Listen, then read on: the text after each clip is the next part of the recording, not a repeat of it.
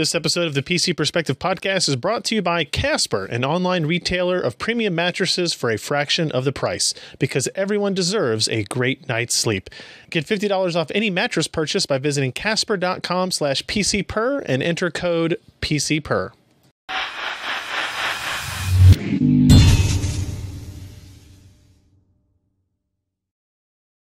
Hey everybody, welcome to the PC Perspective Podcast. This is episode 451, being recorded on May 24th, 2017. I'm Ryan Shrout.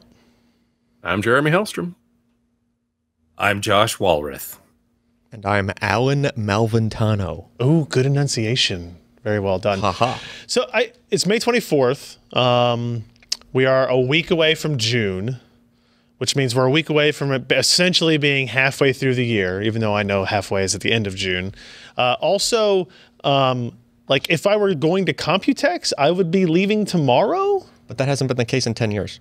That's 2011. It's been, this is the 5th year I will not have gone. Okay. Yeah. Sorry. So you're not actually going this time? I think it's the 5th.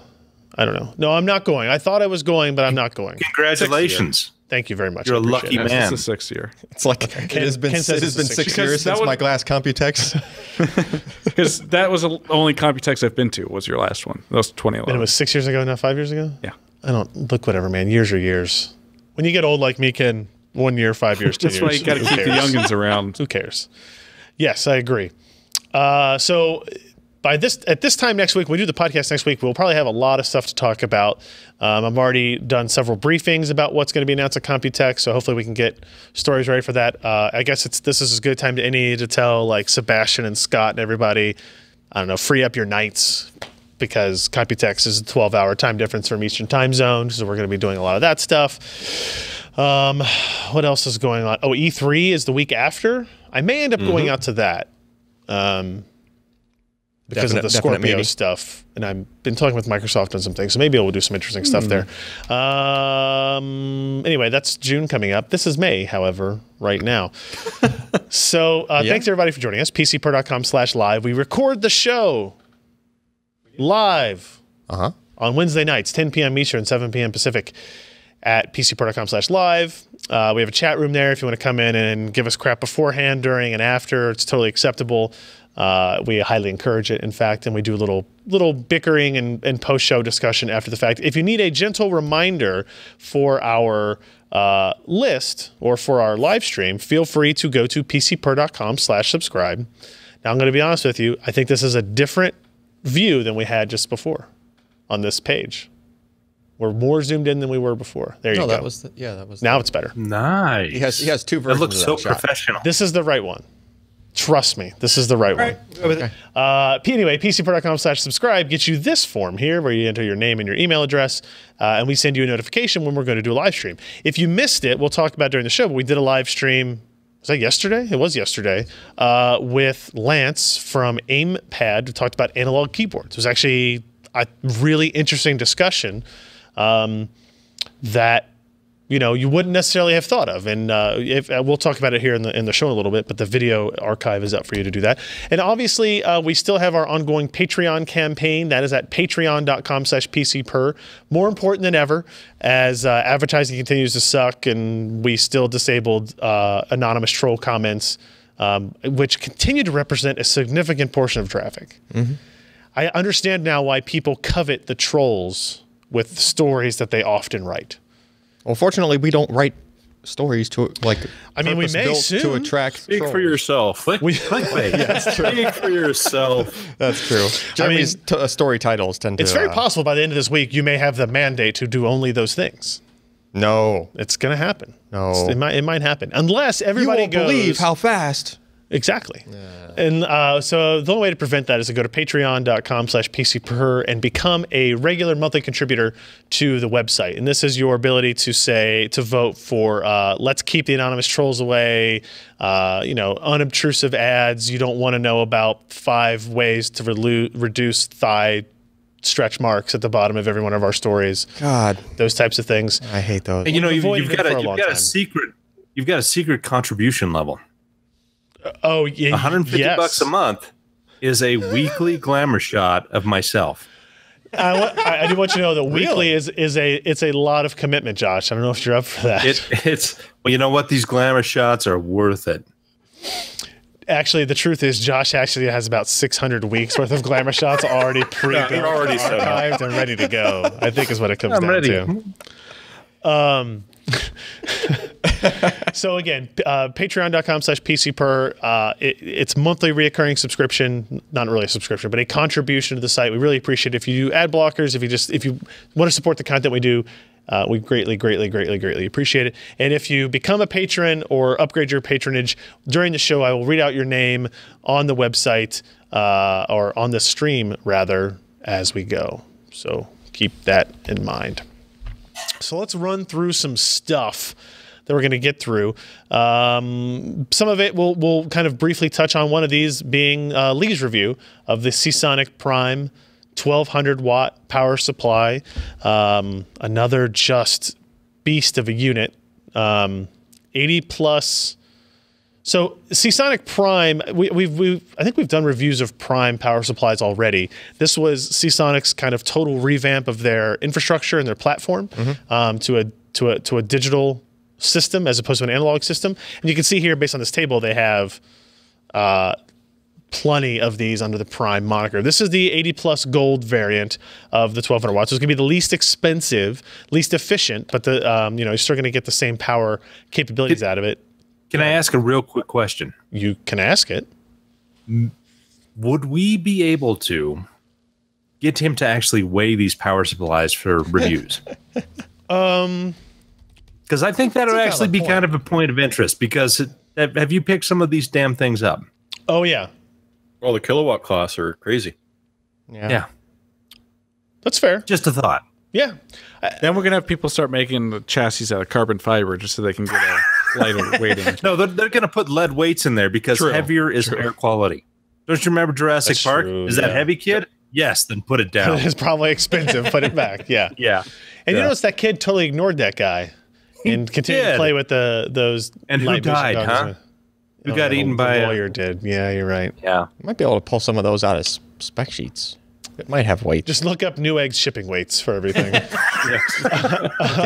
What do you mean 10 pounds? It's a $199 power supply. It has a 12-year warranty. Sweet. On it. So that's a lot of confidence in your product. Yeah. To be sure, right? So Lee goes over it as are all of Lee's reviews. Very high quality, well written. Goes over the movement to a like a single rail system versus the multi-rail. Oh wait, no. Yeah, the ultra stable voltage regulation system that they use. There's a hybrid mode switch on the back that's for fan control. The fan won't fire up till you hit about 400 watts worth of load. Okay. Interesting. You turn it off, it just spins really slowly to get a little bit of air over the components, but again, doesn't really kick 40% load. Yeah. Fully modular. You can see here the connectivity options in the back. Here it is with all the if you want to scroll up a little bit. Yeah. Just scroll, keep scrolling. Scroll some more. Scroll. Scroll like you mean it. No, down a little bit. Okay, there. What are we looking at? What the hell are those dents in the side? Are those like air scoops for like brakes? Yep. Because your computer is moving so fast. It's forcing air into the side panels and cooling something. I think that's metal. I think that's the metal of the internal framework, maybe. Wow. So it really does have NACA on the side. Yeah. Awesome. Very nice. And there's your internal view for everybody who likes to see the inside of this power supply. It looks small because like I'm used to seeing motherboard capacitors, and then you're like, oh, this is such a tiny little. Oh wait, no, that's an enormous capacitor. So if you're looking for a power supply, and in particular if you're looking for an enormous wattage power supply, a review worth checking out. And $199 is still cheap, but keep in mind it does come with that 12-year warranty. It's not the most expensive of the Prime series because this is gold, and they go up to platinum for this line. Good voltage regulation, good AC ripple, noise suppression, high efficiency.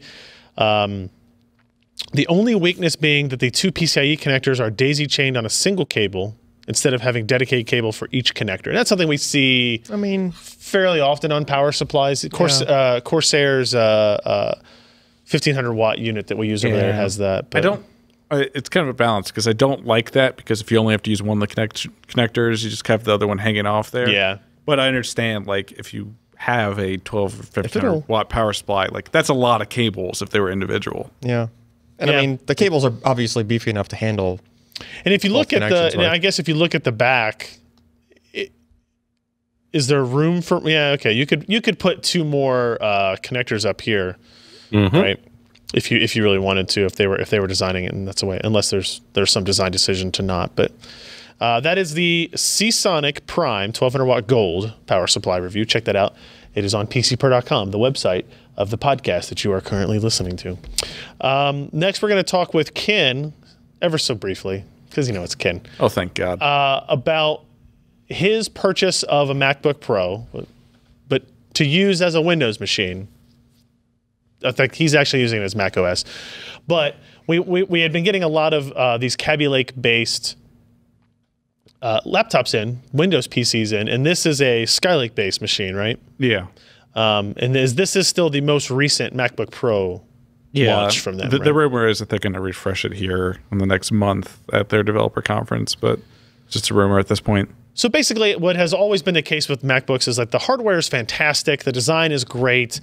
For a long time, they were worlds above what any PC laptop, Windows laptop had. Yeah.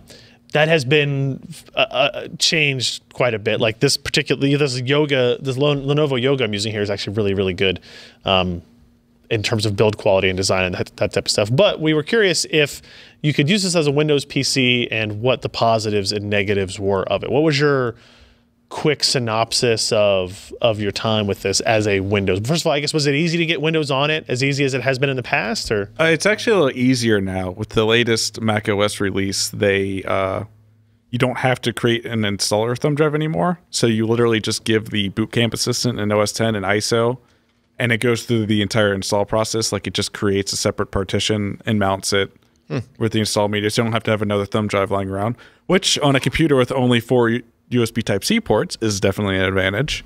So you don't have to have an adapter and a thumb drive hanging off your machine while you're doing it. And yeah, it's pretty easy. The drivers are bundled in, so it automatically pulls latest drivers for your machine when you go through the Boot Camp Assistant. When you say it pulls them in, is that Microsoft providing the drivers? Is that Apple providing those drivers? Apple. Okay. The driver bundles are all provided by Apple.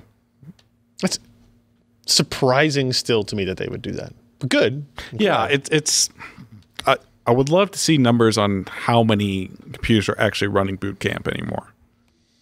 You think like just the app ecosystem and stuff is in such a place that there's probably not as much of it? Oh, and virtualization is really good. Right, like yes, I remember my days of using Parallels. Yeah. Very different back then. So, I mean, when you can run Parallels for a lot of applications, unless you're doing stuff like gaming, which is kind of what prompted me to install Windows on this machine, is that we were looking at doing some gaming benchmarks on this machine to compare to some other machines that I have in the queue for review. So, kind of going down that entire process. So this MacBook Pro has the touch bar. Yeah. Did that work in Windows? If you scroll down, there's a photo of it, I think. So it maps to 2 different functions. So it displays the F keys by default, and then if you hold down the function keys, it displays a normal function row. You can actually you can keyboard swap brightness, display brightness. You can swap that behavior in the Boot Camp software on Windows. Which one default is, you mean? Which one the default is. But yeah, there's no API to access it or anything. That's refreshing, because I would expect with Apple there'd just be a bunch of dicks there. Yeah. Yeah. I mean, that's how you really feel. Okay, it wasn't funny, but it's true.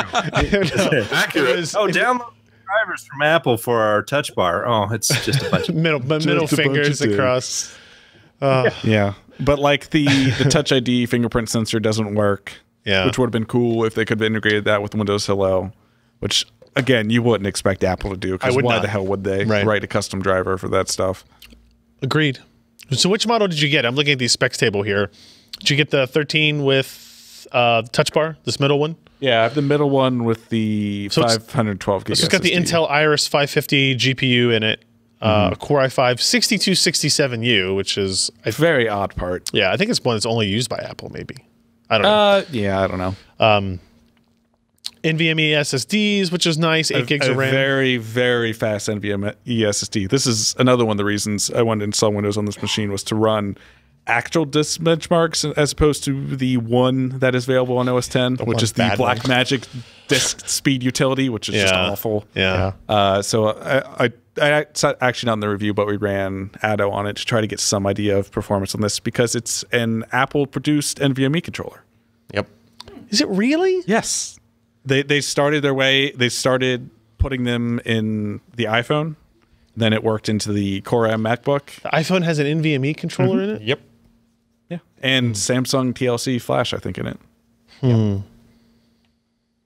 What's the hard drive provider for Apple stuff, especially third party? It's usually what's the name of that group? OWC. No, it's OWC. Yeah, OWC. Like for aftermarket. Yeah, but the SSD is soldered to the motherboard of this machine. Yeah. Which is the new Surface Like Pro. the new Surface. Yeah. What about keyboard and trackpad? That worked pretty well in Windows for you? Yeah. They actually sort of pay attention to their touchpad drivers. Like palm rejection works just as well as it is on Mac OS, which is a big sticking point I have with a lot of these PC trackpads is that palm rejection doesn't seem to work very well for my use case, but that all works well. The keyboard is exactly how you would expect. Everything works how you'd expect from a sort of user experience wise. Performance seems to line up with expectations of similarly spec'd Windows PCs. Yeah, the performance is actually a bit disappointing because, again, it's on Skylake still. So as opposed to the newer Kaby Lake systems out, While it's a 25-watt mobile CPU as opposed to the 15 watts that we see in a lot of Ultrabook class CPUs, the performance is about equal between the two. Gotcha. So you have the power consumption gap, but it's on an older CPU generation. The battery life was also lower than expected. Well, I guess I say this. Was it lower than expected because it was running in Windows? Do you think like maybe there's not as much power optimization? From my sort of experience, the difference in battery percent, I would say, is about 20%. The battery is probably 20% longer in Mac OS, but the battery on this thing sucks. That's been one of the complaints about these MacBooks since they launched, right? Is the battery life is not great. It's almost like they have to power an OLED touch bar on the keyboard. That might be a part of a reason. So, do you think that the added cost involved with these, because they are a little bit more expensive than the normal machines, makes this like there are plenty good Windows-based machines to go buy as opposed to buying a MacBook and putting Windows on it? Yeah, I would almost say no one should buy this as a MacBook. Really? It's just the addition of the touch bar has jacked up the price way too high. It's like a $300 price premium over the similar last generation sort of configurations of MacBook Pro, and you're not getting a whole lot out of it.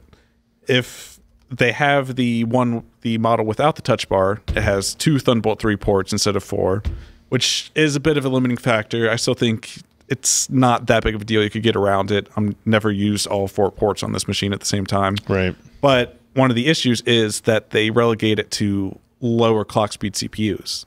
So with this machine, you go from like a 2.1 gigahertz CPU to a 2.9 gigahertz CPU, I believe.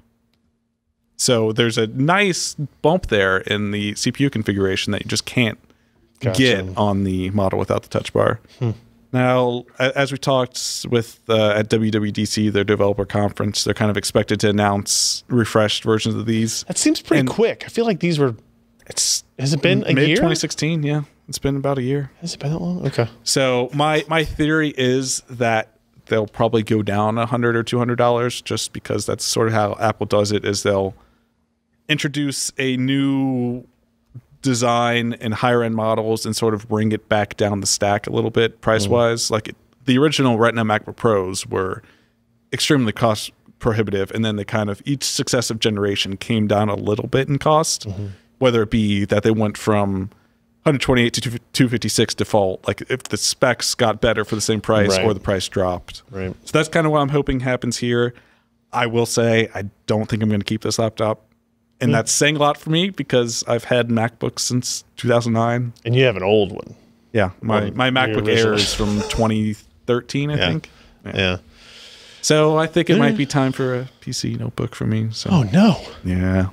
Hey, Ken. What will the chat say? Ken? Yes? I have a challenge for you. Yes. Hackintosh on Ryzen. Have you done it? I Google that about once a week, Josh. They're getting there. They're getting there. Interesting. Yeah. Because it's Apple only does drivers for Intel stuff. Yeah. Right. So it requires patching the kernel, and people have it booting, and they're working through all that stuff. So yeah, I actually plan on taking a look at that when it gets to. Sounds like a world of pain. Yeah. I mean, people have run it on like FX CPUs and stuff like that. It requires some doing, but yeah. All right, before we get to our next story, I have two Patreon additions to call out here. $3.33 from Christopher Hanush, Hanusch. Hanush? Christopher Hanush, $3.33. Thank you very much, sir. And then we have an anonymous here that did their pledge to $175, saying, I've been above $150 for months. Where are my effing glamour shots? Just to end their pledge. Oh, God. I guess that... all right. Put up or shut up, Josh. Well, boudoir photography time. Oh, man. All right. So next story, Jim actually wrote this one for us. PS4 Pro SSD upgrade. So this is... I did this with the... Was it the original PS4 or was it PS3? It was PS4, right? Mm-hmm. When the PS4 first launched, we did an SSD upgrade story to it. Like, would it improve load times, that type of stuff. At the time, one of the restrictions was that the original PlayStation 4 used a SATA 2 interface, not a SATA 3 interface. The PS4 Pro uses a SATA 3. And I think we had seen another comparison done by Digital Foundry or something like that, but they were potentially using like an older SSD that was not fast to begin with. It was like a Trion or something. Yeah, I don't remember which one it was. Jim, feel free to yell out if you want to. The OCC Trion. It was the OCC Trion. Here, where you're using an 850 Pro. The 1 terabyte 850 Evo versus the hard drive that came with the PS4. No secrets to this testing, really. It was installing the games to the different drives, loading up some games, going to save games, and unfortunately for Jim, doing it multiple times because he corrupted his drive when trying to do the transfer. Oops. I don't know. He claimed innocence. I think he just pulled the cable out or something like that with his foot when he was trying to leave or something. Wrong, apparently. So after, and to Sony's credit, like they make this process surprisingly simple and open compared to what the Xbox does. It's not a supported thing on the Xbox. Xbox is a very hacky. Oh, it is. Yes. Okay. So let's see, the games utilized for this test. 3 configurations. The original non-Pro PS4 with the Samsung 850 Evo, PS4 Pro with the stock 1 terabyte hard drive, and the PS4 Pro with the Samsung 850 Evo. Tested Fallout 4, NHL 17, GTA 5, Call of Duty Infinite Warfare in a ground mission and a space combat mission, and The Witcher 3 with 2 different save games. Nilfgaardian, man. That's a real one. Get and that the one right. Novigrad. Yeah. So first up, Fallout 4. You can see some of these results here. The PS4 Pro with the hard drive, the PS4 with the SSD, and the PS4 Pro with the SSD. And those are actually reasonable gaps there, right? So 18.5% from the non-Pro PS4 with the Samsung drive. Compared to the PS4 Pros with the hard drive. And then 33%. Wait, do I have that right?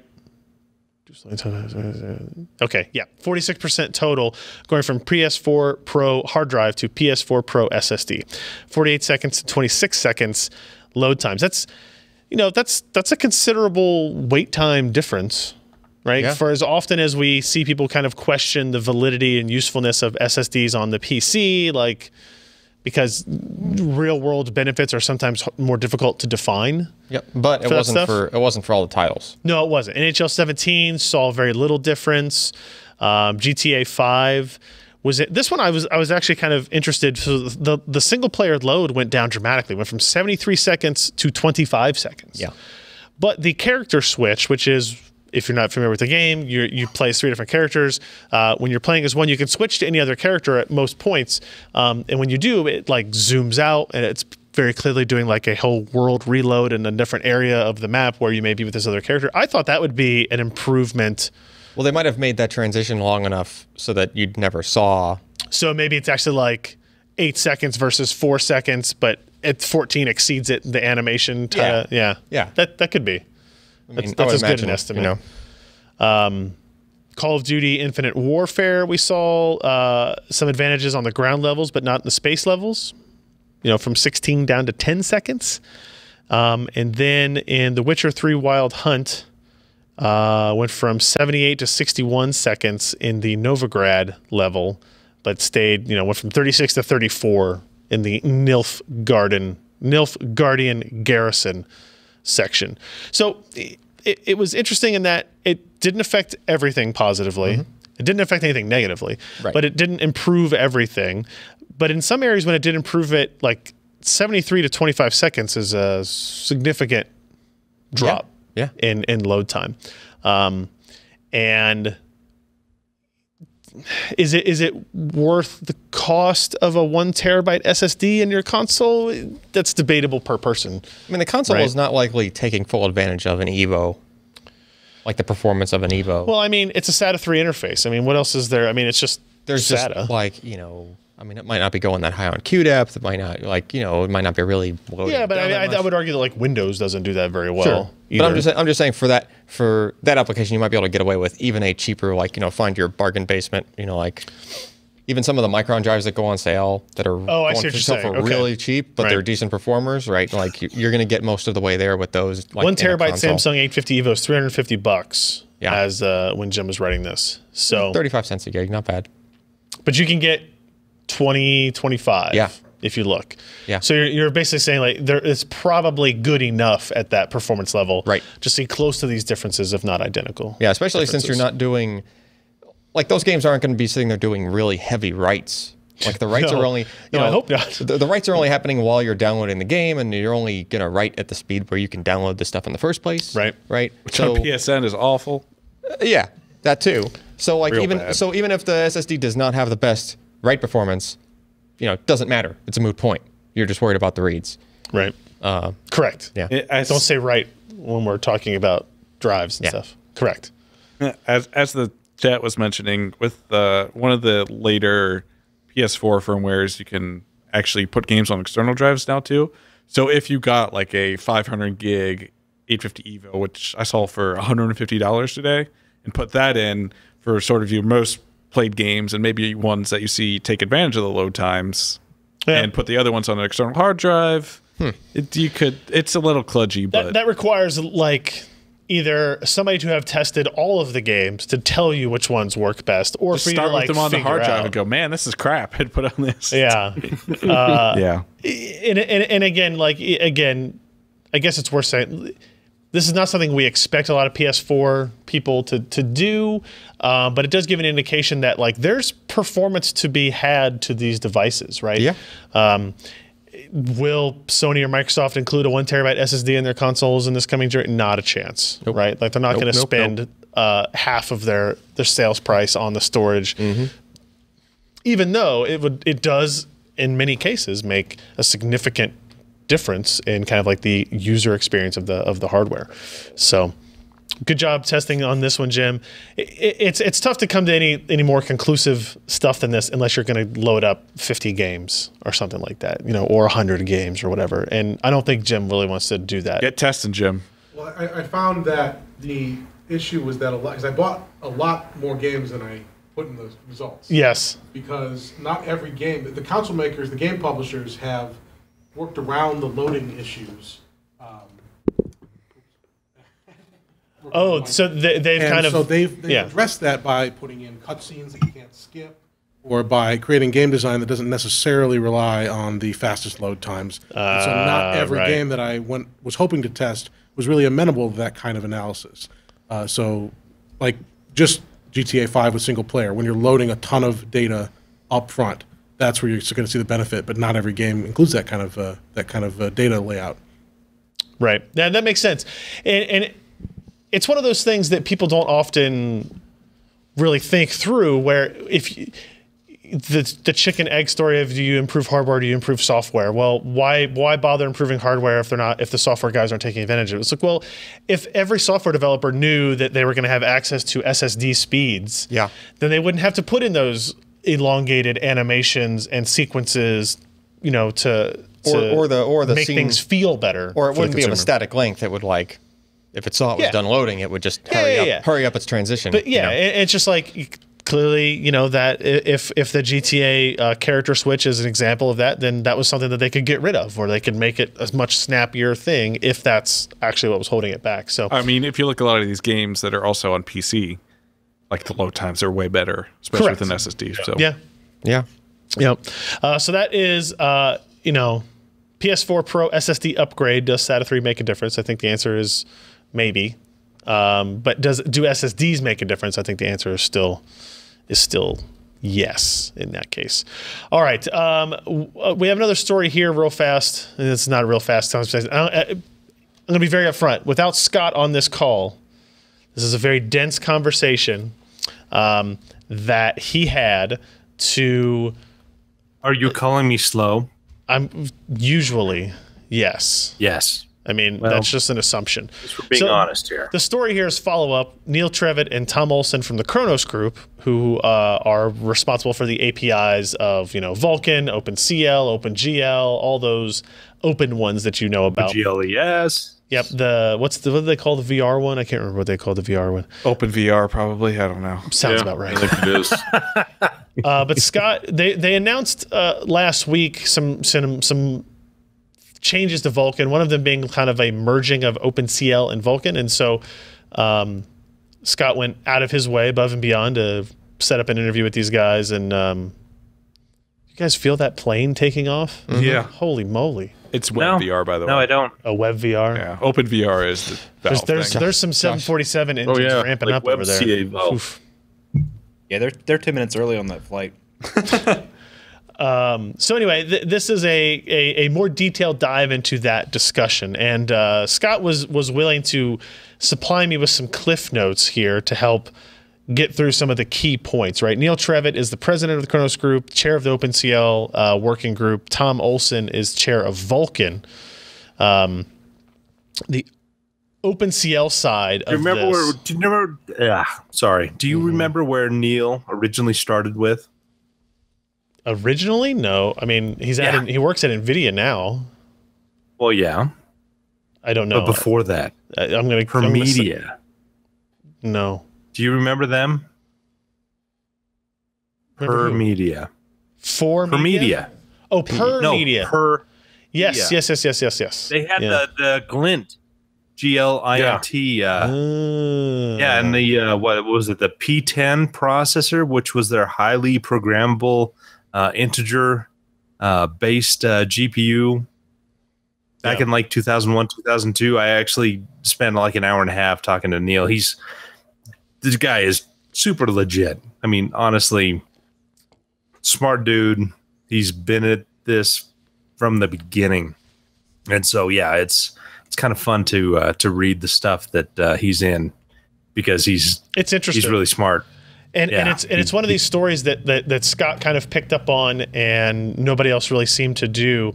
So OpenCL is the side doing the merging. It was actually something that was just decided a couple of weeks ago, that Vulkan and OpenCL were going to merge. The Vulkan API roadmap is not affected by the decision. The Khronos Group was concerned and wanted this to be clear. They wanted people who were depending on Vulkan for their future platforms to not have any concerns about the confidence and long-term viability of the roadmap. They're interested to discuss how it will affect Vulkan, but those conversations apparently haven't really started yet. And the decision was made because they realized that some decisions they made for OpenCL or with OpenCL were bad. Like, you can't be certified unless you support all of these, even if it makes sense for your hardware. And that if you were unsure whether it was supposed to be hardcore explicit or whether it was supposed to be easy to use, I look at it this way, and again, this is not something Scott has said necessarily, but I have said, is it's like with DirectX, you kind of just get it all in one package. Yep. Direct Compute, Direct 3D, whatever else they've had that's now been moved away, Direct Input and whatnot. And this really just makes sense. If you're going to have a competing API, make it as robust and as compatible and feature complete and feature competitive as possible. They intend to create a compatibility layer for OpenCL 1.2 and 2.0x after the move to Vulkan, so they're not going to be losing backwards compatibility, which is important. And Scott does point out that in the interview, they were incredibly open and honest about their decisions. Right? It's not often you hear somebody say, "Yeah, that's something we decided 2 weeks ago." And we want to talk about it. We want people to be open to it. I've seen this interview going around to a lot of different locations. I think the Khronos group actually sent it out to some of their members and whatnot. So it's definitely something that not a lot of people have been looking at, and could be as potentially, I don't want to say disruptive because that sounds like a negative thing, but disruptive in a positive way to the overall acceptance of non-DirectX APIs. So okay, two things here, if you would allow me to. I will interrupt. One, it's not Promedia. Promedia was the product. It's 3D Labs was the group. Okay, my brain gets old. Yeah. Promedia was the product line.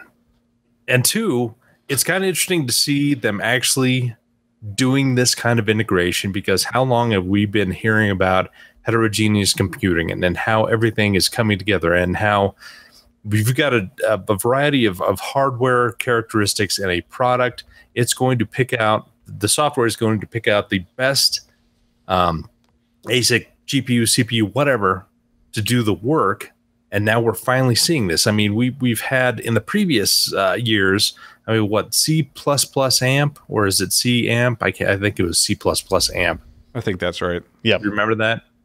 Yeah, that was the more GPU aimed programming language.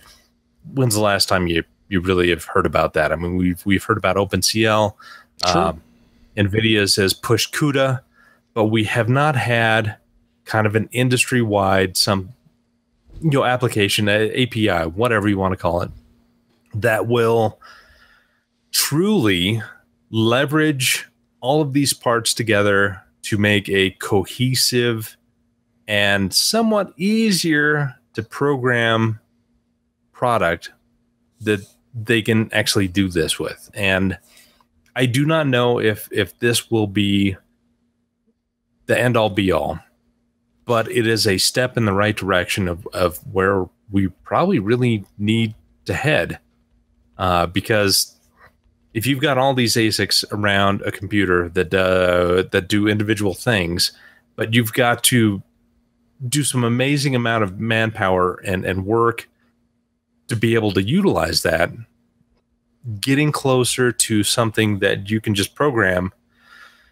and it worries about a lot of the other background work to leverage the parts that are in your machine to give you the most efficient and highest speed performance in these workloads, is something that we've been promised for the past 15 years, and nothing has really shown up yet.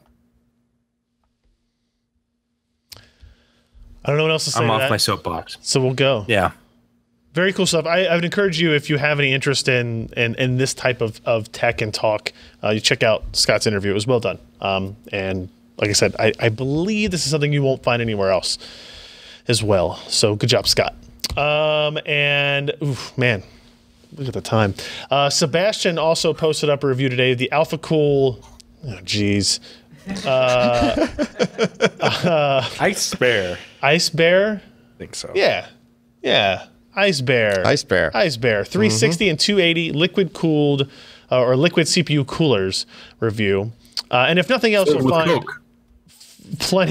plenty of Sebastian quality photography throughout here. They've incorporated first-class components into the Eisbaer series, including all copper radiators, high-performance fans, and touches like anti-kink springs. Look at those quick the hoses. connects. Look at those quick disconnects and connects. Well, you hope. Well, yeah, probably. So obviously the 360 is a triple, the 280 is a double 140. Look at these names of these Ice Wind 12 fans. Yes, I like this company. Supports pretty much every socket that has ever existed, as far as I can tell. Back to your FM1. So good news, Josh. Your FM1 systems. Oh, thank God. Can still be cooled with this. Oh, 146. Go ahead. I think we still have like 50 of those CPUs lying around here somewhere. $146 for the 360 millimeter the Eisbaer 360, and $131 for the 280. Similarly packaged, similarly built. Obviously meant for some expansion, right? With the quick disconnect capability that these have. Actually, those quick disconnects have to make it way easier to mount to your case. Right, because you don't have to have the two parts that are always connected, where you're like trying to hold on the block. And I would agree with you, except there's only one quick disconnect.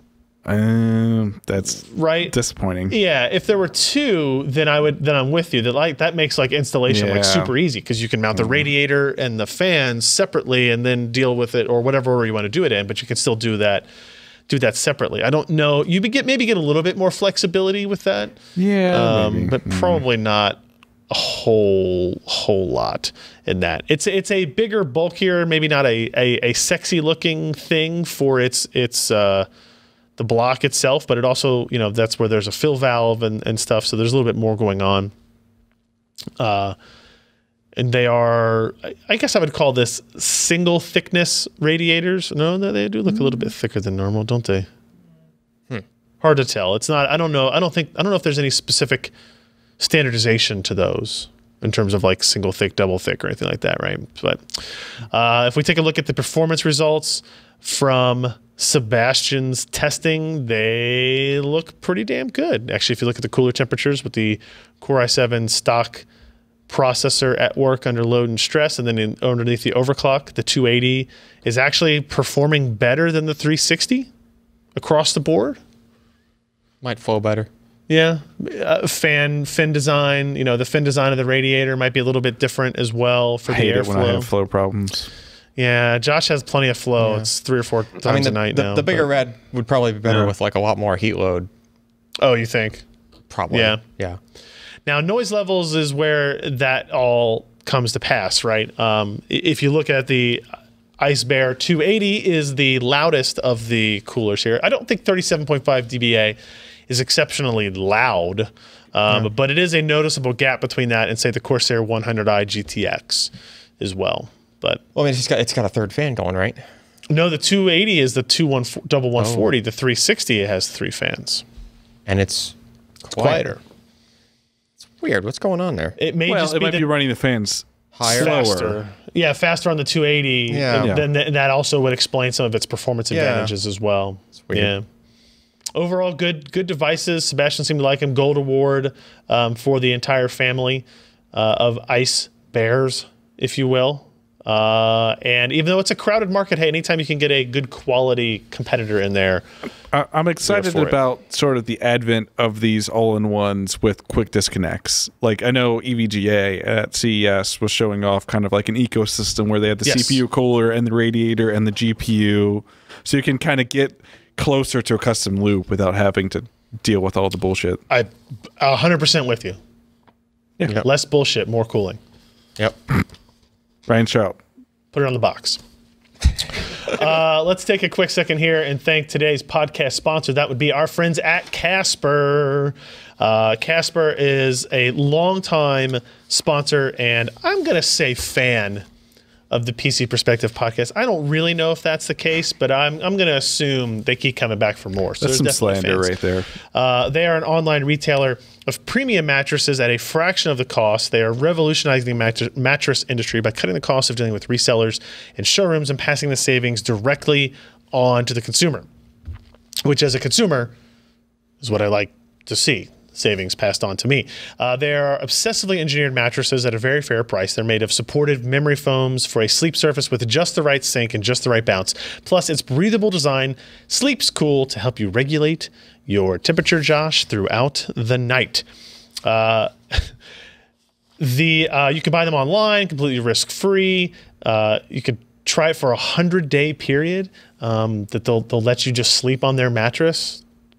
And then if you don't like it, you can send it back. All right. Actually, let me rephrase that. If you don't like it, somebody will come get it from you. Go ahead. Do they have a graham cracker crumb cleanup? Like for the return, or just if you're going to keep it? Like which? If you're returning it, I mean, as a gesture to Casper, I would say you should probably sweep up your damn mattress. I think he's asking if it tastes like graham crackers. No, I do not say such a thing. Not donuts either, Josh. Have you never, ever heard, I wouldn't kick so-and-so out of bed for eating graham crackers? Yeah, but never graham crackers. Crackers, yes. Graham crackers are they're pretty harsh. But saltines would be worse. You roll around in them for a while. And saltines would be worse, right? Clearly. Plus, you get the grit of the salt that comes off of the cracker, which is like even worse because you can't really find it to brush it off. Anyway, the point I'm trying to make is graham crackers are worst. I own a Casper mattress, and didn't we do a video on it or something? You did a video. I don't know if I ever posted anything. Oh, but I definitely took a video of the unboxing process. The self-inflating mattress, and we love it. It's been incredibly comfortable, and it's one of those things that felt weird the first couple of days because it's very different than a spring-based mattress, but we converted over. I own 3 of them. Do you really? Yeah. Jim owns 3 Casper mattresses. Did you use our discount code, Jim? I bought, the first 2. PCPer discount. That's fantastic. Let me tell you about that PCPer discount.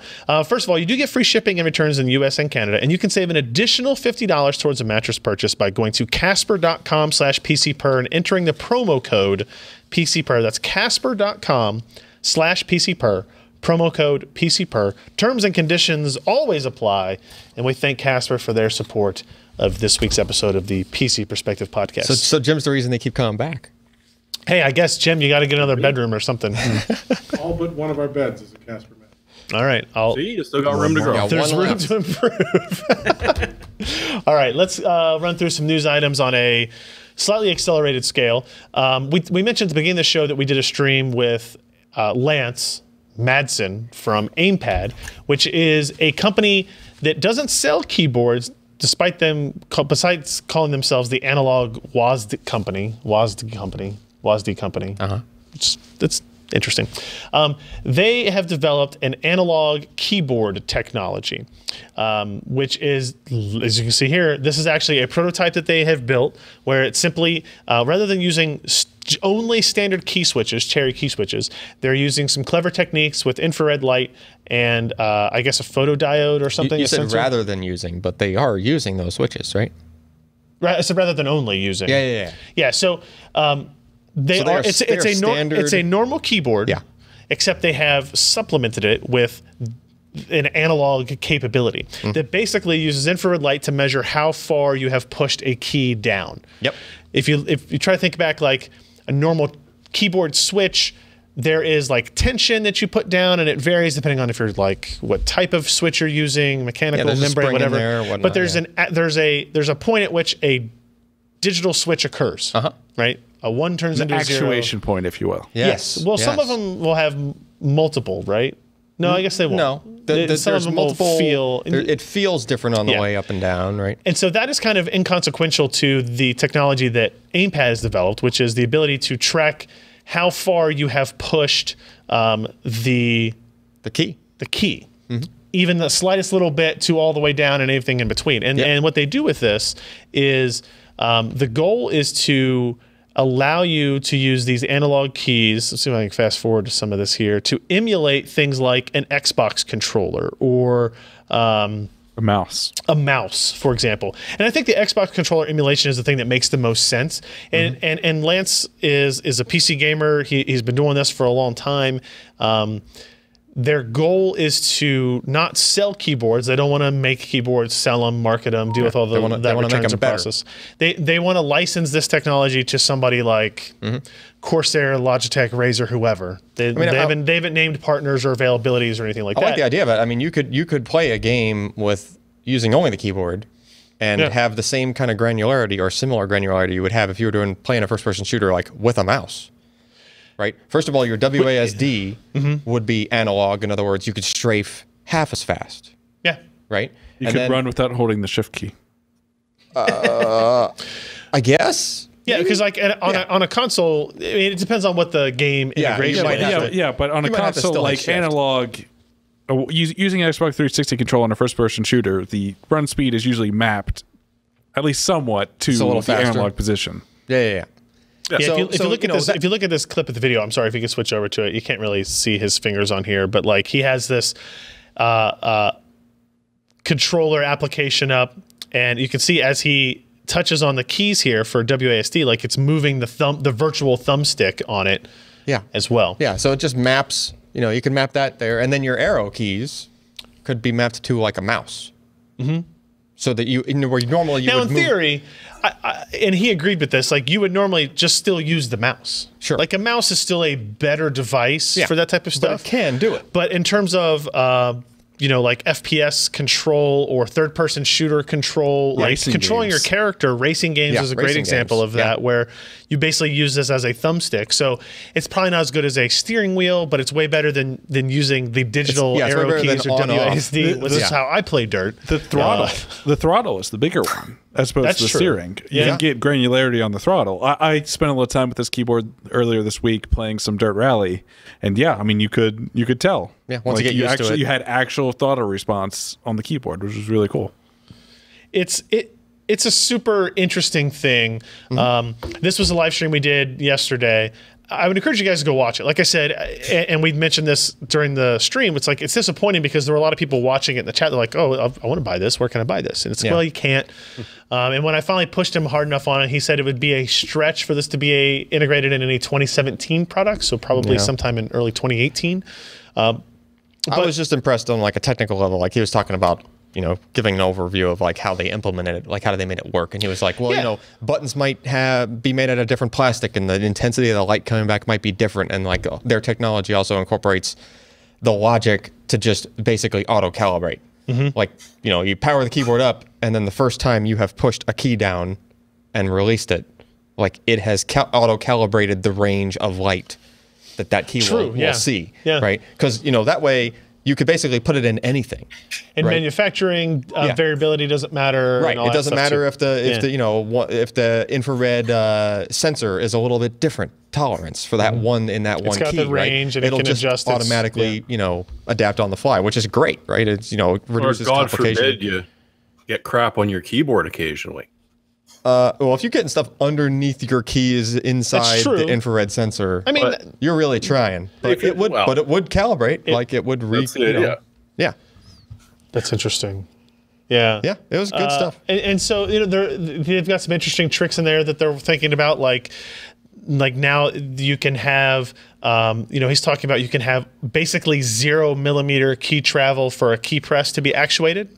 True. Right? So like if you're a super Twitch gamer that like you want the instant you even put your finger on the key. Oh, if they put them to do that. If they put those sensors under every key in a keyboard, you could basically just ignore the cherry switch.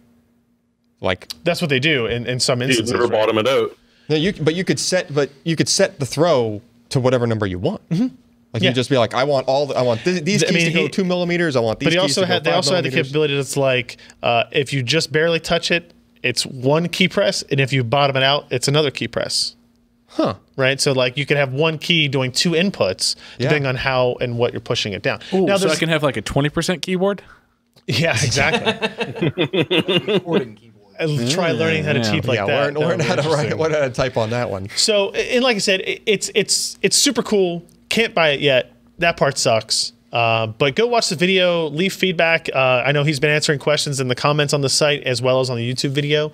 So if you want to engage with him and ask questions and offer suggestions or ideas, it's pretty neat stuff. So definitely worth checking out. Wild, wacky stuff. Yeah. And I can 100% see that like on the next gaming keyboard from Company X being like, oh yeah, and we have this capability. I mean, it makes perfect sense. Yeah. I'm a little. And your LEDs change color depending on how hard you push it. That's an option. He had Mark that if he hasn't done it. Yeah. I think he shows it in our video that we do yesterday.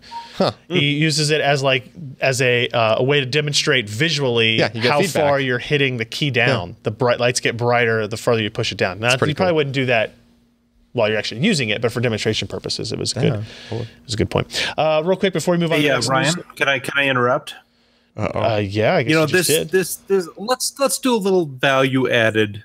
All right, I'm in. Work for our Casper guys, because when you were talking about this, it's like, okay, there's a guy I know, sort of, that he used our PCPer, money. Well, the coupon discount code. Yeah. Thanks for putting words in my mouth that I so desperately needed. His name's Peter, and I asked him, "Hey, you've had this for about 8 years." No, there's no grand crackers, and Peter's not in my mouth. But Josh always desperately needs things in his mouth. Yeah, well, you know what? Some of us have never got past that stage. All right. But anyway, I asked him, you know what? You bought this Casper. You used our code. Do you still have it? Do you still like it? And his answer to me was yes and yes. Mildly regret the king size that he bought because he could and he didn't really have the space for it. But otherwise, it's been great. Of all the things advertised heavily on podcasts, it's the one purchase I have no quibbles with. So this is a guy that's had this for a year and a half. It's been happy. Extremely so. That's fantastic. I'm going to ask Alex to take this segment that just occurred, cut it out, and put it immediately. It's somewhere in the middle or after the discussion we had before about it, so that it flows a little bit better that way. Communication is not quite at the speed of light. We still have to respond on cell phones in the middle of the night in our beds. It's Wyoming. They're on a 45-second delay. No, he's in New England. I'm in Wyoming. He's probably in bed. You're disappointed but he's that still the new Far Cry game's in Montana and not Wyoming, aren't you? I'm a little disappointed. But then again, it should be Idaho because there are far more white supremacists there. That's true. Oh, really? I didn't know that. I just thought there were a bunch of potatoes. Yeah. Them too. What was I going to say before you interrupted me? I was going to say that we had 2 more Patreons. Bassam, Bassam, Bassam?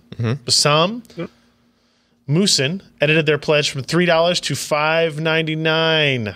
Thank you, sir. $5.99. And we have a new patron in Stephen Hunt at $5. Thank you very much, sir. Very much. And Alex, I was just kidding. You don't actually have to move that part from the thing to the thing. So let's run through these. New Surface Pro, not Surface Pro 5, just Surface Pro from Microsoft. It's a reboot. Yes, finally. We're back to the beginning. This is Windows RT. Oh, wait, no, it still says Pro in the name. So it's the Surface for Windows 8 Pro, which was the original name that they announced. Surface for Windows 8 Pro? That's what they announced it as originally. Yeah. That's awful. So this is a Skylake upgrade. I don't think there's any fundamental changes to the hardware. Jim, correct me if I'm wrong anywhere. You still have the same connectivity options, same screen size and resolution. Is that right? Yes, that's right. Okay. We have options from the Core M3 7Y30 to the Core i5 7300U to the Core i7 7660U. Keep in mind that the Core i7 is still a dual-core hyper-threaded part. Although that Core i7 does also have Iris Plus 640 graphics, so it's a little bit higher end in that regard. They quote 13.5 hours of video playback battery life on this. I don't know if they said which device that was. Actually, I think I read the Core i5 was the one for that because they hadn't. There was a discussion about the weight of the Core M3 version being 200 grams less, but not explaining why. And the assumption is the battery might be a little bit smaller in that one. But that is a impressive 50% increase over the Surface Pro 4 that was rated at 9 hours, apparently with the same battery test. So that's actually really interesting because the Surface Pro 4 was Skylake, and this is Kaby Lake. And there are some battery life improvements, to be sure, between those two designs. 50% is a lot to get out of that. So we'll see what that actually turns out to be. And then the other kind of interesting thing is they announced an LTE option, although not available immediately, quote, later this year. That is, I don't know, did they say if that was only on the high end, if that was going to be an option on all of the devices? Do you remember? They didn't specify? Okay. I would expect it to be on all. The LTE debate is going to be interesting as we get towards the end of 2017 and how connectivity works on these types of devices as people start to dive into the mobility aspects of this. A little bit redesigned kickstand with a tilt back to 165 degrees, but they put it into a, quote, studio mode, which should be reminiscent of the, what do they call it, the Surface Studio? They're all-in-one that does that fully. Have you ever seen one of those in person, Alan? Nope. I'm not a big fan. Really? I tried one at the Microsoft store. I thought it was impressive. It's impressively looking, but it's impressive looking, but I actually don't remember the exact problem I had with it anymore. It's been long enough. It moved very smoothly. Yeah. I mean, it looked really cool. Yeah, and it's big, right? It's substantial in size as well. I didn't like the idea that you can't really upgrade anything like. And the screen, oh yeah, sure. The screen is beautiful. So say the rest of the hardware is out of date, your screen is still fine. Yeah, but that's the same for all the the iMacs and whatnot, right? So yeah, that's true. Same idea for almost every all-in-one is like that. Yeah. The downsides: the new Surface Pro doesn't offer any improvements or changes to its display, port selection, RAM, storage capabilities, or cameras. And the Surface Pen is no longer included, requiring users interested in the pen functionality to shell out an extra $60, which is stupid because I did believe that the pen functionality was really good. Yeah, and I mean, I guess if you're legitimately passing on savings to the consumer by removing it, that's fine, as long as you have plenty of stock of these pens and they're available everywhere you go to buy them. Yeah. And it's pointed out that, hey, this doesn't come with it if you want this, because every other Surface in the past has had one. $60 isn't bad. No, it's not. It's cheaper than Apple's pen. Correct. Are there third-party pens available that you can use? I mean, can you just use a? No, no. It's got it's like Bluetooth connected to it. And it's not a Wacom. Yeah, it's been a proprietary thing for a couple generations. Has it? Okay. Yeah, they moved that in house. Starts at $79. Pre-orders now. Shipping June 12th, I believe, is the date I saw. I will probably have to order one of these to see. It's odd how piecemeal they've been with announcements lately. Like because they did the Surface Laptop. Then they had Build, which was a major conference, and then they announced this randomly in China. There's probably a Surface Book coming soon. Oh, that's right. The Surface Book was left out of this. Odd. Yeah, Very I don't know. Odd. And I still haven't gotten my hands on the Surface Laptop either, which is a little disappointing. We'll see how an Alcantara laptop is like. This one has an Alcantara touch cover as an option. Nice. Yeah. Yeah, how long does that take to run that ROM? Josh can find out. I mean, seriously, have you ever looked at some of the Alcantara palm rests? After about 6 months, they're kind of bare. I haven't. Well, I agree with you. I mean, I see that on a lot of laptops, regardless of what material they're using. You know, like my XPS 13 has actually held up surprisingly well, but like the faux kind of carbon fiber finish, like if you look at the edges versus right underneath my palms, it's definitely dulled. You know what doesn't do that? Underneath that? Aluminum. No, it can still discolor and stuff over time. Your palms polish that aluminum. Know what I'm saying? If it's discolored, you should probably get that checked.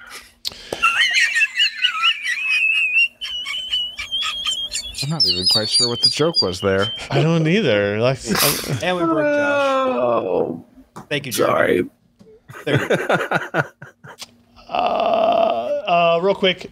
Hey, Shrout Research published a paper on Chromebooks. Shrout Research? What's that? I don't know. Oh. I should probably sue them for using my name. Some research company. So this is real quick. Chromebook platforms, ARM hired Shrout Research to do a paper on, hey, let's see how Android apps came to Chromebooks, in case people weren't aware of this. And they wanted to see what the Android app performance was like across different platforms. So we took a look at an Acer R13 and Acer R11, one using an ARM processor, one using an Intel processor, to see how the out-of-box experience using these were and how they compared. We looked at, it was very different testing the experiences and performance of Chromebooks than PCs. There's not like benchmark applications. There's not a lot of stuff to look at. You're looking at boot times, application load times. You're looking at application stability, application usability. You know, for example, does it draw all the things correctly? Right. Yeah. Mortal Kombat X on the Acer R13, which uses a MediaTek SoC, works just fine. And on the Intel system, the R11, it loads up fine. It loads reasonably fast or whatever, but it's missing all of its textures. Yep. Like there's just plain white figures battling on a plain white background with some weird shadows around. It looks quite interesting. Yeah, and they were in like Minecraft story mode, didn't even start on the Intel one. And a lot of this comes down to the fact that Android apps are developed for an ARM-centric ecosystem. 98-point-something% of the Android ecosystem is using ARM processors, so it just kind of defaults into that. So we do have, if you're interested in reading that, that is up on the site. There's a little summation of it, as well as kind of a link to the paper and the document that we created for that. But no real super emphasis here for this particular story. But neat stuff nonetheless if you're looking at Chromebooks, which I will say, having looked at more Chromebooks over the last 4 months than I've looked at over the last 4 years, they're surprisingly robust. Like that Samsung Chromebook Plus. Actually, I like it a lot. It does have comes with the pen and all that type of stuff too. Worthwhile looking at if you're into purchasing these budget machines. Next up, Micron launches SolidScale platform. This looks like server stuff, Alan. What am I? It's server stuff. NVMe over Fabric is the subtitle of this video. Yeah, it's pretty cool stuff. Actually, what is it? So, say you wanted to put a bunch of SSDs into a server. Say I did. Right. Done. And you wanted to have it doing like, you know, just acting like a network attached thing. And it'd be a great idea. And you're like, oh, I'll just point all my other SQL servers and all my other web servers, just point it all at that thing, kind of like as if you had a Samba network share, right? The problem is, if you do that in a traditional way and you start trying to do this huge demand, assuming you had a fast enough network to be able to handle all that, you put a huge demand on one machine with all of these SSDs in it, the CPUs in that machine will bottleneck. Like, so your storage. Yeah, but what if instead of using cotton, you use satin, and you'll slide faster across the fabric and get better performance? So, because it's hard to argue with this. Here is the problem you had. You had the CPUs in the server had to deal with speaking to the network controllers, the NICs, and they also had to speak, you know, with the SSDs. And there's I/O, there's overhead, there's kernel overhead with all that stuff. So if you have the problem is if the CPU's in the middle there, it will become the bottleneck. It's trying to do too much traffic management, traffic cop kind of stuff, too many IOs flying all over the server. Okay. So you'd have to overbuild the server with a crap load of cores just to be able to handle something like that, right? Enter this company called Mellanox, and they make basically they make NICs, but they're doing things in a smarter way. In other words, they're able to, you can have a network adapter from these guys in a server, and as long as you set, there's some driver stuff that has to happen, and you know, connections need to be made by like the OS and stuff. So the CPU is responsible for like setting up all the stuff. But once everything is up and running, it works sort of like SLI or Crossfire. How you can have GPUs talking to each other without having to talk to the CPU, right? Think the same thing, except network cards and NVMe SSDs in the system. Imagine if you can connect the NICs to the NVMe SSDs via DMA, and then from that point forward, share those SSDs out over the network. And so whenever any request came to the SSDs, they would basically just completely bypass the CPU in the server, right? So once you've set that up, you can now scale the number of SSDs in that server up a lot, and you're basically limited by your PCIe like throughput. on the machine. Is the fiber connection between them not a limiting factor? I mean, well, these guys go up to 100 gigabit. Okay. So yes, it becomes a limiting factor when you start using, 4, 6, 8 NVMe SSDs all saturated at the same time. Right. Right. But so the first part of the hurdle to get over is, okay, can we make it so we can put a lot of SSDs in a box without the CPUs being a limit? Sure. Right. So now it's practical. Right. Yeah. And then once you get it to the point where it's practical, I have a picture. Yeah, the picture you're showing there is the typical setup of one of these would be like their goal is, okay, you should shoot for like 3 of these chassis, right? So it's a 2U chassis. You can put 24 U.2 SSDs. Yeah. No. Yeah. Sure. No, I'm with you. In the front. We've got 2 of these in the back. Yeah. The reason they're going for 3 as like a base install is that you want redundancy. You want one of these things to be able to fail. Still have the whole thing? One of the 2U chassis. One of the. Okay. I gotcha. Yeah, there's 3 I see that. there. I'm looking at 3 2U devices. Yeah. I was seeing it as one massive 6U device. No. Yeah, I'm talking about 3 6U sets. And I was like, oh, no. Yeah, no. Makes it a lot cheaper. Yeah, okay. I'm with you now. You'd set this thing up. You'd put, some SSDs in each of those 3 drawers. Yep. Right? And then as the manager, there's like, that's part of Micron's thing is they made like a GUI to configure this easily because otherwise it wouldn't be easy to configure. So they're trying to make it a package like really just ready to go thing. Right. Just, buy this thing, plug it in, throw some SSDs in it, pull up this GUI, say, okay, I have, here's how I want my RAID levels to be. You can kind of create like RAIDs of these SSDs that can then be mounted by the other machines on the network, right? So say you had like a SQL server and you want your database on this thing. Well, you'd set up like a Stripe so it's redundant, and you go across a couple of these drawers with the database, and now you have a SQL server sitting right next to this machine, and the SQL server can use all of its CPU horsepower just like it would normally, as if the storage was local. And all of the RAID part of the equation is actually handled in the driver on the client machines. So the clients, if it's a RAID 0 stripe, the clients are actually speaking to both of the SSDs in this chassis that they would need to pull the data over the network. Right. So now the RAID stuff is not even handled by the server. So again, no CPU overhead in the server. But I mean, it's handled by a processor somewhere. It's handled on the same end that would have been overhead there for RAID anyway. Okay. Right, so you're not adding anything. Sure. It's not any worse than it would have been, right? And then say like one of these drawers fails, and now you lost half of the redundancy. Say it was like a mirrored array, right? You lost half the redundancy, but all of the clients do not speak to the drawer. They speak to the address of the drive, like the name of the SSD on the network. In other words, you can take the SSDs out of the failed drawer, put them into some blanks on one of the other drawers, and that will repopulate the arrays for all the connected clients. Okay. So nice. It's completely like, it doesn't matter where the SSDs are, it doesn't care. Right.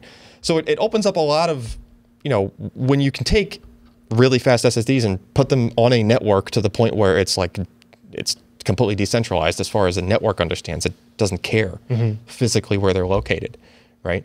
But in the meantime, you're physically consolidating them all into just a set of drawers that's somewhere, in your server room, right? You don't have to worry about, I have to manage these 5 SSDs that's in this NVMe, the SQL server over here, and these other 3 in this thing. And you can actually share, like, you can actually split like namespaces. So you can have like, the SQL server is actually sharing some of the array with the web server, because it didn't need all of the space on the array for both of them, right? So it just adds a whole bunch of flexibility to the whole equation. And it adds a little bit of latency, but you're talking like less than 1/10 of the latency of a typical flash NVMe SSD. It's like 10 microseconds. If it were locally installed?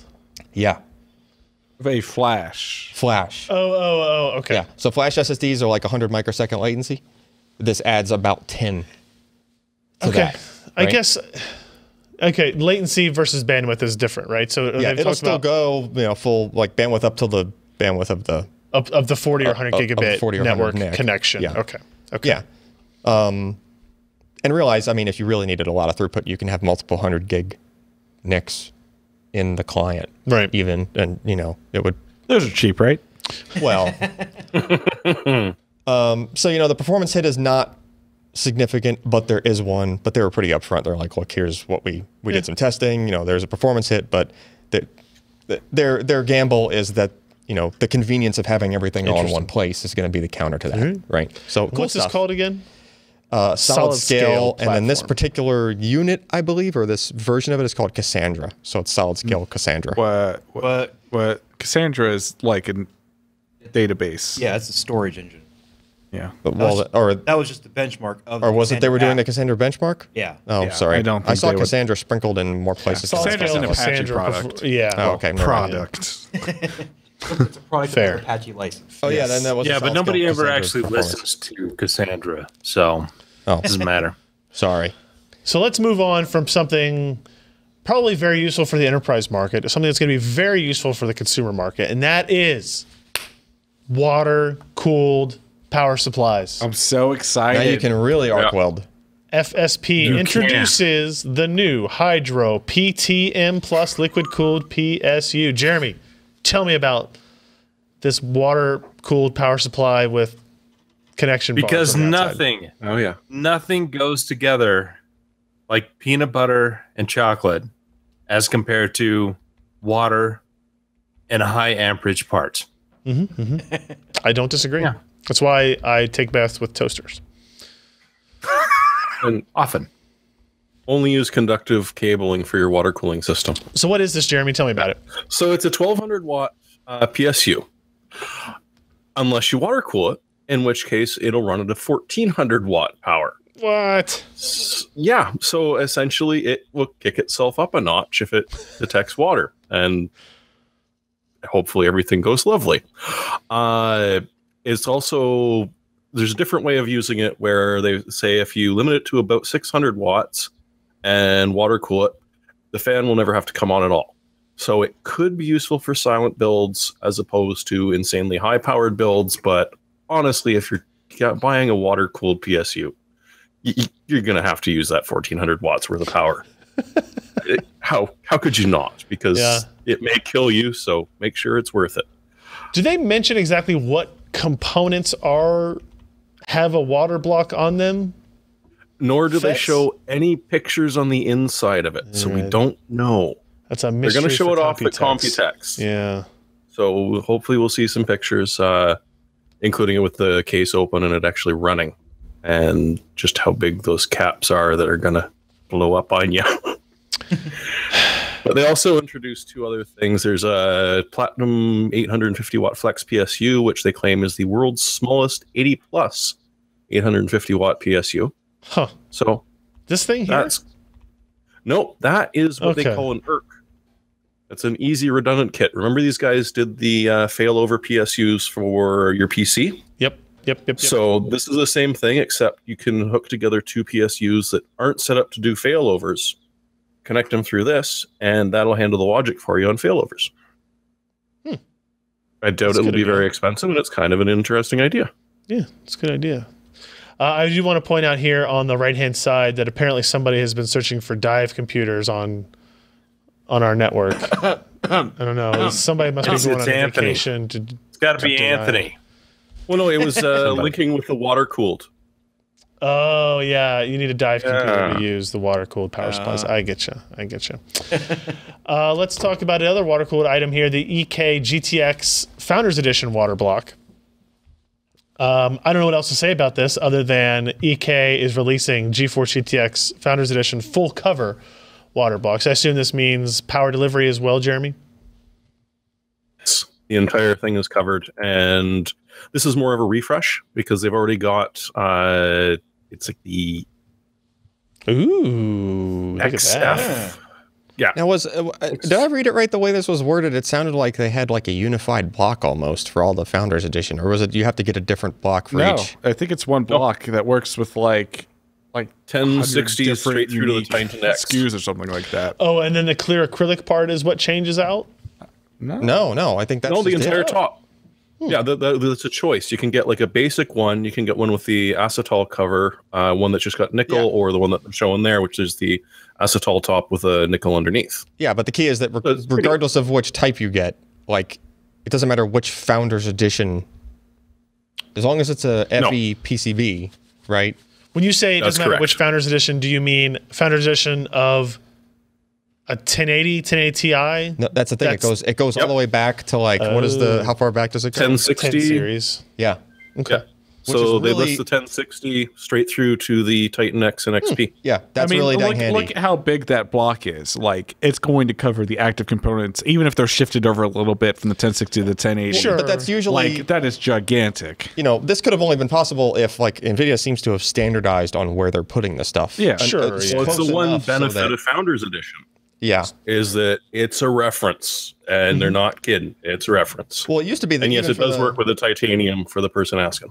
Like even the reference boards before, from generation to generation, usually they would move around enough stuff to where the water block was invalid each time. Right. That's one of the main reasons I stopped water cooling myself. Was I got sick and tired of like buying a new block each time. It would make me delay even getting a new GPU because I'd be like, nope, I don't want to have to do more plumbing and changing out a water block just to do it, because the water block, it's like $100 added to the price. Who wants to spend an extra $100 every time they're upgrading their GPU, right? I don't disagree. I think this picture is fantastic with the they just filled up. Yeah, it looks really cool. If only you had cases that were all inverted and you can actually see that really cool acetal water block. There are some. I know. If Archimedes could only see that, he would be so have something to say. Would. He'd say the other nice thing Eureka. that they did. Green fluid. Yeah. If you did splurge and you got one of the back plates from one of the previous generations of this, fully compatible. You won't have to replace it. So you're only actually replacing the top, which is, it's a nice move. Yeah. It's cool. Yeah. Nifty stuff. And then finally, Fractal Design launches the new Focus G series, retail for $50, so on the low cost spectrum of chassis. This is not an inverted one, so you would hide the magnificent green color of your water-cooled graphics card if you did that. Supports or will ship with a pair of 120mm silent fans, support for 6 mounting holes. You can see its design here, available in one of 5 colors. Wait, is this color the same as this color? So but there's 2 different models. One will fit up to full ATX. The other is just for your ITX and mini ATX. Just by looking at this picture, it looks like this is the mini one down here, and this is the not mini one up here. Perspective. But they both have 6 fans. Which is talk nice. about usually when they truly the PC perspective. That picture is it. It is. It is. It's not great. Yep, we've come full circle. We can close up shop now. This has been the PC Perspective Podcast. Just set that picture to the top logo of the site. I feel like that every time I use the word perspective in a story or say it in a video. I'm like, that was cliche. But I can't, Yeah. It's hard to find any other analogs. Before we get into our picks of the week, sorry, Jeremy, was there anything else on the Focus G word? Just to reiterate that both, even the smaller version of the case, can support up to 6 fans, which is kind of huge for people building the small form factor PCs, because usually you've got to abandon the ability of a 360mm radiator or dump 2 or 3 fans. So that could probably attract some people. All right. Before we get into our hardware software picks of the week, a quick update on Patreon. Damian Farrell is a new Patreon of $3.33. Thank you very much, Damian. And Alan is number 1. Believe it. Just pledged $3.99. I will not believe it. $3.99. I'm not even They're sure. going to have to pledge way more than $3.99. I'm not even sure I believe it. That's fair. Yeah. Yeah, that's fair. Thank you guys to the new patrons. We greatly appreciate it. All right, let's get into our hardware software picks of the week. I have a legitimate pick this time. It's not, I didn't think about it the minute before we started or 20 minutes into the show. Oh. It's something I've been using recently. It's called Fast Glacier. And this was... It's a bit of a misnomer. Oh, you're looking at something else. Okay, you're looking at Josh's next to your pick. glamour shot. Yeah. So fast Glacier. So we were trying to figure out how do you back up. I have a network attached storage device at home. How do we back it up? Most of the normal cloud-based services don't allow you to back up off of a network drive, right? So your Backblazes, your crash plans, you have to do some hacky thing to make it work. Yeah, you can do SIM links or whatever they are, MK links in Windows and kind of hack around it. But then that always just seems like you're just waiting for a disaster where it accidentally deletes everything because it assumes the folder is empty after you change some configuration on Windows. I don't know, right? And so I was doing some more searching, and one of the options that is around is Glacier. It's an Amazon service, a cold storage service, if you will, hence the term Glacier, where it is extremely inexpensive long-term storage with an expensive retrieval cost, right? So long story short, I had 400 gigs on a NAS at home that I wanted to back up. That monthly cost to retain 400 gigs, uploads are free to the service, is $1.60 a month. For 400 gigs? For 400 gigs. Okay. That's cheap. Yeah. Now, to retrieve it, there are different methods of retrieval. Do you want your data in 1 to 5 minutes? Right? That's going to be more expensive. Do you want your data in 2 to 4 hours? Okay. It's going to be a little bit less money. What's the longest tier? I think it says like 4 to 15 hours. Okay. So it's basically the hard drive. These are like specially built hard drives that run at super low RPM. Yeah. Right? That are stored and so they actually only powered up. They're stored in cold storage. Yeah, they're swapping them out. You know what? I don't know that for certain that they're disconnecting them from a system and storing them. But they could. But if a 1 to 5 minute time would be hard to do if they're actually disconnected. Well, maybe. Well, I guess if you pick the retrieval time. Yeah, you could because you basically the interface through API is to say I want to request this data expedited, standard, or bulk. Right? Yeah, but they've got gives you back a text file to tell you here's how you get it. Like this is the mount. They basically fire up an EC2 instance and give you the information for it. This is how you download it. Okay, yes, so they've got a bunch of interns in a huge mineral pool, mineral oil pool, and that is the estimation of how fast that they can swim down to reattach those drives. Yeah, okay, I'm with you. And get your data to you. So the retrieval cost can be, I think, like. So how much would it cost? You say you lost all 400 gig. Based on the Amazon calculator, about $60. Okay. $30 to $60, depending on the speed you wanted. Way cheaper than data recovery. Yes, correct. Oh yeah. And also, like this is a catastrophic failure recovery. Yeah. Not like a versioning system recovery, right? So if my house burns down and my network attached storage device goes with it, waiting 15 hours for the retrieval to download it is not at the top of my list, right? Yeah. Does it do versioning? Does your thing? It does not. Okay. So it's a very dumb system, right? Yeah. It's just a sync. It's not even really just a sync. It's really just a file dump, right? Yeah. But it's only dumping the new stuff. Well, so the way you interact with an Amazon is through APIs. Yeah. Right. Like Amazon doesn't give you an application to really utilize it. It's like, hey, you're not doing this unless you're a developer and you're doing some custom thing. Fast Glacier that Alex has had on the screen for a long time while I was describing what the hell Glacier was, is a Windows client for Amazon Glacier that basically treats it like an FTP, and you can just drag a folder and it uploads it to it. Okay. Right? And it does multi-part uploads. It keeps track of things. It has the ability to drag the thing. I can't see anything on that, Alex. Like, does it sync it? So it's a little bit kludgy in that, like, the one-time upload is you drag it and you just wait for things to upload. Yeah. Right? And it pauses it and all that type of stuff. The free version, I think, limits you to 2 file segments per. The paid version is $30, and I think it's unlimited segments. Sure. And the sync is like there's a let's see. It's in like, here somewhere. is it hands off? Is my concern. Like it is kind of. So they have a folder comparison sync tool that basically you open it up and you do a compare with local folder, and then it would do it. Now that's kind of a pain in the ass to have to remember to do that all the time. So there's a command line version that you can run. You can do a task, and then you do a task scheduler in Windows and just say, hey, every week run this command. Sure. Do that, and it will only upload the files that have changed or the files that are new. So it's not exactly as hands off as something like Backblaze is. for like your local system, which is really what I truly want. But I also don't want to pay like business pricing of $300 a month for the capacity that I'm going to use. Because all I really want to do is put it up someplace and hopefully never have to deal with it. Hopefully it will be data that is stored there till the day I'm dead and I've never touched. Right, which is what I think of most hard drives and storage and how they will actually be interacted with. So Fast Glacier is a free app to take advantage of it. If it's something like, it's dirt cheap. Like I said, 400 gigs for $1.60 a month. Just don't use this as a thing of, like I read some article about Glacier that was criticizing it because this person uploaded all of their uncompressed music to it. But then they wanted to download it, re-encode it to a different type and upload it. And they were using it as like a upload repository, and it just didn't work out because it's definitely not something you want to have to do to request the files to download. It's not something we're used to having to do. Hey, can I get that PDF? Come back to me in an hour.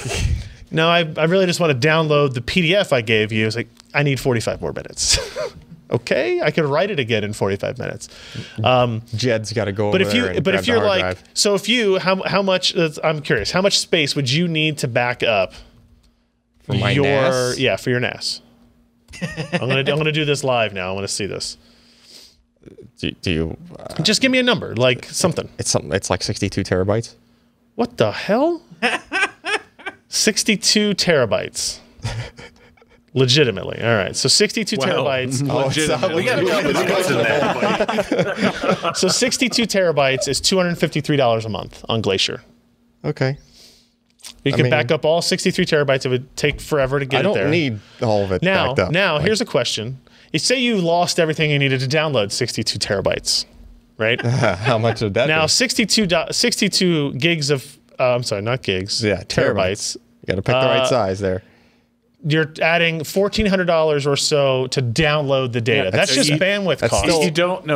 You want the next data out. You don't want inner region. That's from AWS to AWS. You're right. Oh, to move it to another AWS, it costs money? Still gigabytes. Oh, I'm sorry. You're up $6,000. Now put in the retrieval fee. Now, so it's 62 terabytes is downloaded $6,000. I mean, I would, first of all, I don't need to back up all 62 terabytes. So I assume you have to. So standard retrieval, let's go bulk. Because, I mean, let's be realistic. If you're going to pay $6,000, you're willing to wait 15 hours. Okay. Oh, wait, that's actually, let's just not even worry about the number of files. Let's do 62. So we're up to 6,000. It's like a million something. Okay, so it's only $200 and something dollars added onto that to retrieve it. Oh, okay. Right? So that's not so bad. But how many files would you estimate you have? Yeah, it's like a million. They're pretty big files. They're all like movies and crap. The form. Now you're up to, okay, that's almost nothing. Yeah. A million requests is not much. So to back it up and then to download it one time, it costs you $6,269. That poor tape robot that's got to keep swapping while Alan's pulling his data. It's obviously an intern robot. That's pretty interesting stuff. All right, let's switch off this. I'll open up the rest of the picks. So Fast Glacier was the name of that app, by the way. It's worth taking a look at if you have a whole bunch of stuff you want to back up sometime and you know you're not going to want to access it over and over and over again. So, all right, Josh, what do you got? I don't know. What do I got? Thrustmaster. I got Love. Love is what I got. Josh has Thrustmaster. Oh, yeah, Thrustmaster. It's Love. Dirt 4 is coming out in 2 weeks, and so you got to get ready. And you got to have a good wheel. And for $266, this is on sale right now. It's a fantastic wheel for what you want. 900 degrees of rotation, pretty decent wheel there. Good feel on the pedals, good strength on the force feedback. Yeah. Works on the PC and Xbox One. It's good stuff, man. For $266, that's a great deal for the entire thing. Makes me happy. Dirt 4 coming up 2 weeks. You're prepared. That is a pretty weird. Sure, yes. Jeremy, what do you got? I'm guessing this is yours. I got a thermostat. All right. A Doom. Oh, no. Yeah. Yep. Wait, what? This thermostat it's a Honeywell Prestige Doom. thermostat playing Doom.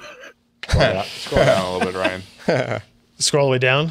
Well, just like you were cutting it off. Oh, sorry. Look at that. And yeah, the USB port that you're just supposed to use for programming. Yeah, he's figured out a way to get an Xbox controller on it. Oh my god! Strangely, it doesn't do sound. I guess they just the thermostat doesn't have a speaker in it, huh? That's I know it's weird. They're gonna have to redo that for the next version. But yeah, they've screwed the calculator. The Dumo stat just impresses me. Ah, sigh. So the deeper into hell you get in the game, the hotter your house gets. Yes. Nice. Sweet. Well done. Just like, Alan? This you? Yeah, Ken. Stole. I stole this from Ken. I immediately ordered this. Oh, you ordered it? Okay, that's good. Yes. I don't have to order it now. Yes. I can't have the same book as you. That'd be weird. Oh, sorry. It's called ABC Basic Connections, Essential Book for Makers. They haven't met their goal yet, so. Well, they do have 26 I days hope they left. do, because so scroll down like a decent amount to like where it starts to show different like what some of the pages of the book look like. Yeah, keep going. Yeah, right around there. Like, there's like so binder, this is bro. like a book full of all like really nicely done drawings of all of the handy like base knowledge you would need for electronics, just to do electronic stuff, right? So like this is kind of like 80s like Ohm's style. law, resistor color codes kind of thing. Yeah, but it gets better than that though, Josh. Like so it gets into different kinds of circuits. Like this is stuff that you might connect to Arduino. Have you seen the Lotus 1, 2, 3 manuals in the 80s? Oh, you mean like with the styling. like you mean like the MS-DOS 3.1 manual that came. Yeah, with they come in the binders like this with the really nice printing. Yeah, I wonder if it'll come with the pages shrink wrapped in plastic first that you have to take out of the shrink wrap and then put into the empty binder like the HP computers used to come with. Yeah, because nobody knows what Alan does in his computer room by himself and needs shrink wrapped. So what they're doing there is like, Ryan, if you scroll a little bit more through some of those things, like if you're trying to, wire up circuits or figure out what connects to where on which IC or whatnot, it's a lot handier to look at drawings like these as opposed to this is cool. Just regular pinouts and just like, the data sheets for these different parts. Is it all one book? Are there different versions of it? No, this is all in, like he's put as much stuff as he could diagram into a book. And it's just like a bunch of different, really cool ways to look at stuff. Oh, look, here's one I can just print out, put in my own book. Yeah, Ryan already wants to rip the guy off. Page 4, it's mine now.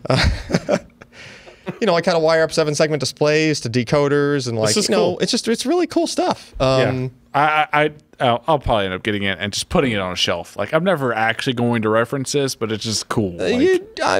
I'm sure you would open that book at some point for something if you had it. Yeah, because Google is so difficult. Right, exactly. Well, you know what's easier than books? Search. If I'm working on something and I need to know resistor color codes, I'm just going to Google resistor color codes. Yeah, so what's the price here? Is it 23 euros? It's like $25. To get it to the US, it was like 30 or something for a book. Yeah, it's like added shipping for US. Okay, yeah. So there's a 25 euro and a 23 euro version. I don't know what the difference is. One's like an earlier bird or something. I don't Basically, if you order it now, it's 30. Oh, it's $33 after the campaign. It'll sell out after regular dollars. Sure. All right. You can order 2 of them. Or 3 of them. I didn't go that far. Or 5. See, I could have went in together. See, you didn't ask me. I sent you the link and said, "Look at this cool thing," and you just ordered it. I just ordered it. He just wanted to steal it for himself. Kind of assumed that you probably ordered it already, but I don't know. Yeah, I mean, it looks like I'm sure I will use it as a reference for something at some point if I have it. And I have many other electronics books at home that were way more expensive than this. That is a deal for an electronics like reference manual. Of any kind, because they're usually very expensive. Yeah, sure. I'll go with that. Yeah. Was there anybody else? I thought I had a Newegg link open, or was that just from our testing earlier in the evening? Testing. Okay. All right. Yep. Yeah, fair enough. There's another link in there. Yeah, there's another link. Yeah. It's right after Fast Glacier. Good Lord, this is like 2 hours long. I think that link is for one of our. That link is for one of our patrons.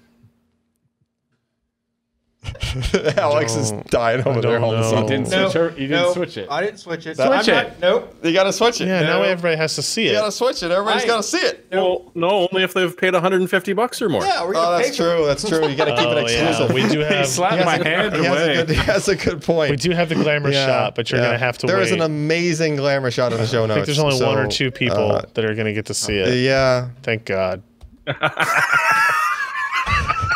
By get to, I mean have to.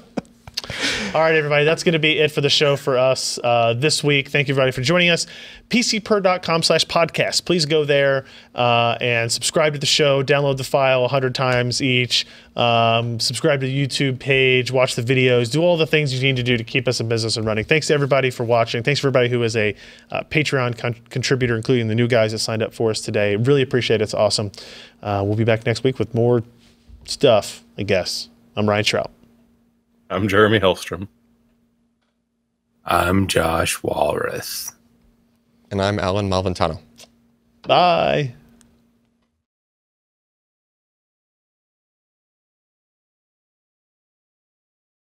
If you enjoyed this content, consider supporting in-depth technical content by contributing at patreon.com/PCPer.